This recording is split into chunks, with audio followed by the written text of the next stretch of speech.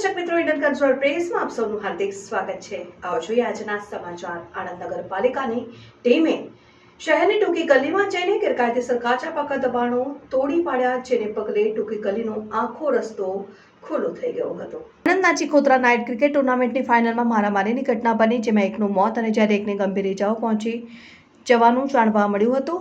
સલીમ હનીફભાઈ નામના યુવકને તીક્ષ્ણ હત્યાના ઘા ઝીંકી હત્યા કરાઈ, જેને લઈને પોલીસ દ્વારા પ્રેસ કોન્ફરન્સ યોજવામાં આવી હતી।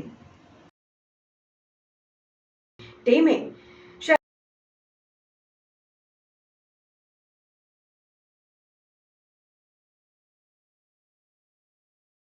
તોડી પાડ્યા, જેને પગલે ટૂંકી ગલીનો